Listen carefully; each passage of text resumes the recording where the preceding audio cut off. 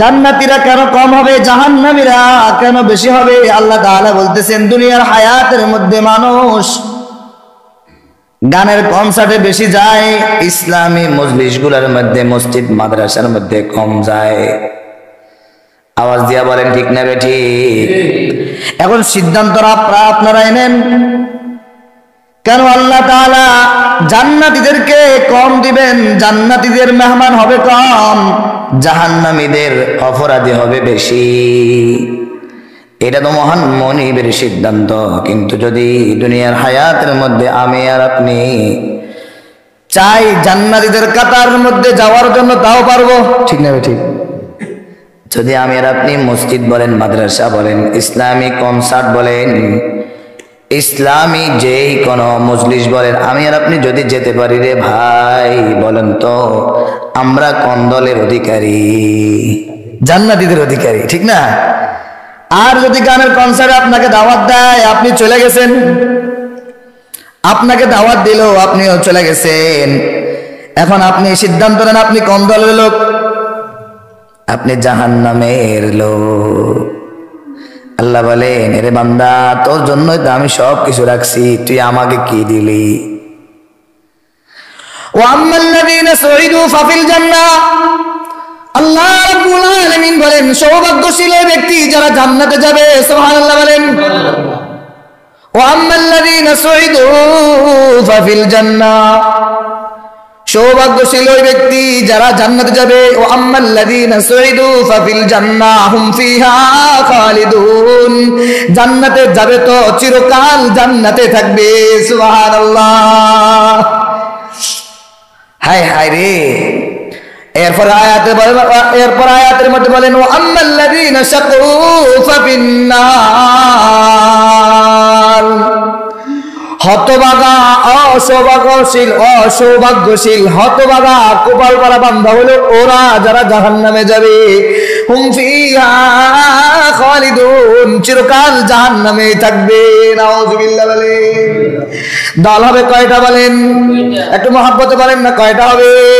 ফারিকুন feel জান্নাহ, ফারিকুন মানে দল, ফারিকুন মানে কি বলেন আওয়াজ দিয়া? দল। ইসুফের সামনে বয়ান করতে ভালো লাগে, কারণ প্রত্যেক কটা উত্তর দেয়। আলহামদুলিল্লাহ ভাই, আল্লাহ আপনাকে দিনের জন্য কবুল করেন, আমিন বলেন। ফারিকুন অর্থ হলো দল, ফারিকুন ফিল জান্নাতি ওয়া ফারিকুন ফিস সাঈর, সাঈর মানে জাহান্নাম, ফিল জান্নাহ এটা তো সবাই পারবেন। এক দল হবে জান্নাতি, আরেক দল হবে জাহান্নামী। আল্লাহ ঘোষণা দিয়ে দিয়েছেন ওয়া আম্মাল্লাযীনা সুইদু ফাফিল জান্নাহ, সৌভাগ্যশীল ওরা যারা জান্নাতে যাবে, চিরস্থায়ী থাকবে, আর বের হবে না। হতভাগা, কপাল পরা, অসৌভাগ্যশীল ওরা। ও আম্মাল্লাযীনা শাকু ফাফিন নার, যারা জাহান্নামে প্রবেশ করবে, অসৌভাগ্যশীল, হতভাগা, কপাল পরা, অবাধ্য মানুষ। শাকু, শাকু, শাকু মানে অবাধ্য, শাকু মানে কি? অবাধ্য হয়ে যারা চলে। ওয়াম্মাল্লাযীনা শাকু ফাফিন নার হুম ফিহা খালিদুন, জাহান্নামে গেলেও চিরস্থায়ী, জান্নাতে গেলেও চিরস্থায়ী, বের হওয়ার আর সুযোগ নাই। এখন আপনাদের প্রশ্ন হইল, হুজুর একজন ইমানদার, একজন মুসলমান, সে কি আজীবনে গুনাহ করেনি?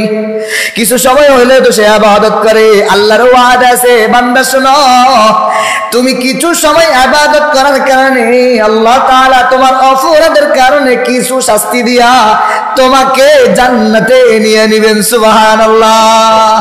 ওয়াদা করা, আওয়াজ দিয়া বলেন। তাহলে বলেন তো দল হবে কয়টা?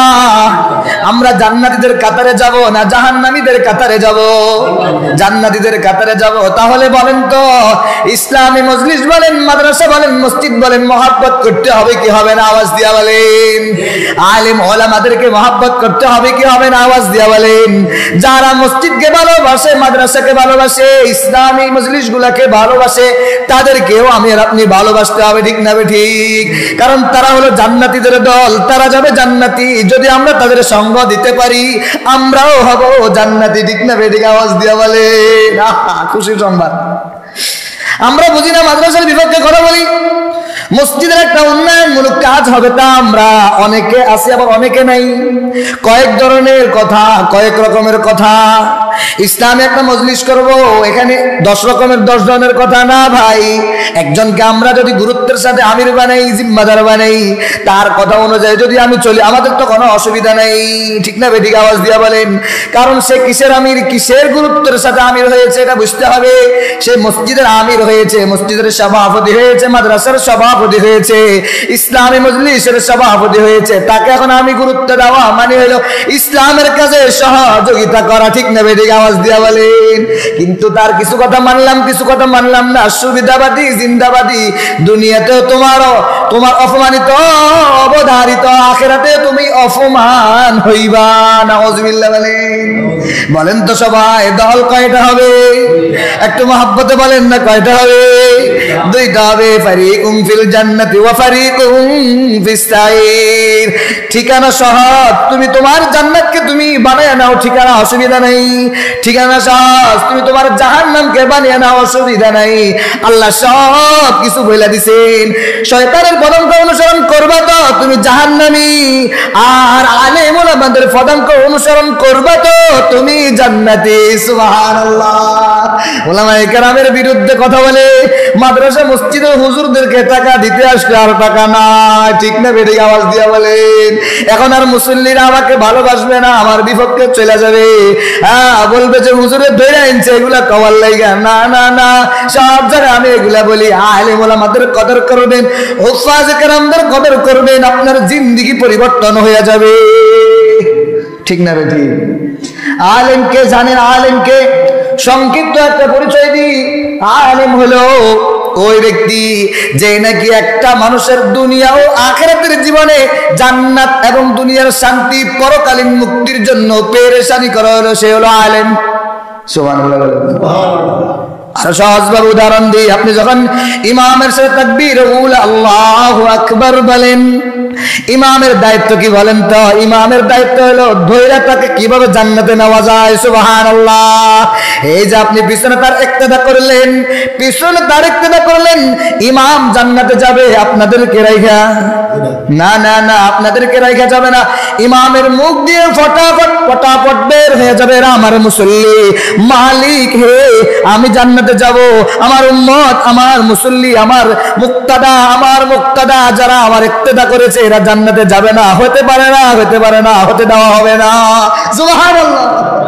এই কারণে আলেম ওলামাদেরকে কদর করবেন, সম্মান করবেন, আপনার জিন্দেগি পরিবর্তন হয়ে যাবে। শুধু তাই নয়, ইমাম যখন বলে আল্লাহু আকবার, এটার অর্থ কি জানেননি? আল্লাহ তুমি তো বড়, এই তোমার মসজিদ বড়, তোমার বান্দারাও বড়, আমি সবার জিম্মাদারি নিয়া এখানে আমি দাঁড়াইলাম। যেখানে তোমার হাবিব দাঁড়িয়েছে, যেখানে তোমার সাহাবীরা দাঁড়িয়েছে, যেখানে তাবি তবে তাবি আইম্মে মুজতাহিদিন খুলাফায়ে সালেহিন মুরব্বিয়ানে کرام উলামায়ে মুতাকাদ্দিমিন উলামায়ে মুতাআখিরিন দাঁড়িয়েছে, আল্লাহ আমি সেখানে দাঁড়িয়েছি। মালিক হে, আমার কোনো অযোগ্যতা নাই, অযোগ্যতা নিয়ে নালায়েক অদম গুনাহগার বান্দা আমি এখানে দাঁড়িয়েছি। কি কারণে এরা আমার পিছনে ইক্তেদা করতেছে আমিও জানি না, হয়তো বা কোনো ইবাদত তোমার কাছে কবুল হয়েছে মালিক, যার দরুন এরা আমার পিছনে ইক্তেদা করতেছে। আল্লাহ আমার নামাজ তো কবুল করবেন, সাথে সাথে আমার মুসল্লিদের নামাজ আপনি কবুল করেন। সুবহানাল্লাহ। কিন্তু সকালবেলা দোকানে বসলে ইমামের বিপক্ষে কথা, কিন্তু বিকালবেলা দোকানে বসলে মুহতামিম সাহেবের বিপক্ষে কথা আছে না নাই? ও ভাই, আপনি যে তার বিপক্ষে বললেন, আপনার জাহান্নাম আপনি কামায় নিলেন, ইমামের কোনো ক্ষতি হবে না, কারণ সেই তো দায়িত্ব নিয়েছে আপনাকে জান্নাতে নেওয়ার জন্য। এখানে ইমামতি নিয়েছে একটা মানুষ 24 ঘন্টা পুরা সময় থাকে। কেন থাকে? 24,000 নয়, 24 লক্ষ নয়, 24 কোটি টাকা দিলে একজন আলেমের কদর করা সম্ভব হবে না, ঠিক না বেঠিক? আওয়াজ দিয়া বলেন। বুঝেন আর না বুঝেন এটাই সত্য, আপনি হ্যাঁ বলেন আর না বলেন এটাই সত্য।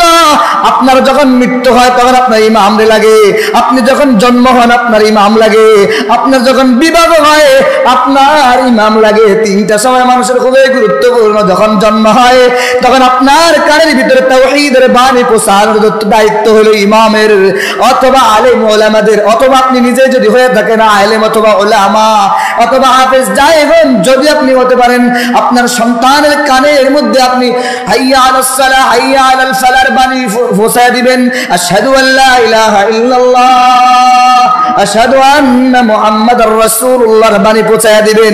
মানে কি আপনার কানে তাওহীদের বাণী, আল্লাহর একাত্মবাদিতার সম্পূর্ণ সংবাদ আপনার কানে পৌঁছায় দেওয়া হয়েছে। ঠিক না বেঠিক? আওয়াজ দিয়া বলেন। এরপরে যখন আপনি প্রাপ্তবয়স্ক হন তখন আপনার বিবাহের বয়স হয়, এর মধ্যে কৈশোর শৈশব যৌবনকাল তিনটা কাল শেষ হয়ে যায়। ওই সময় আপনার ইমাম লাগবে কি লাগবে না? লাগবে কি লাগবে না? হ্যাঁ, ইম্পর্টেন্ট সময় যখন আপনি বিবাহ করবেন, আপনার বাবা মা টেনশন করেছে, চিন্তা ফিকির করেছে, আপনাকে বিবাহ দিবে।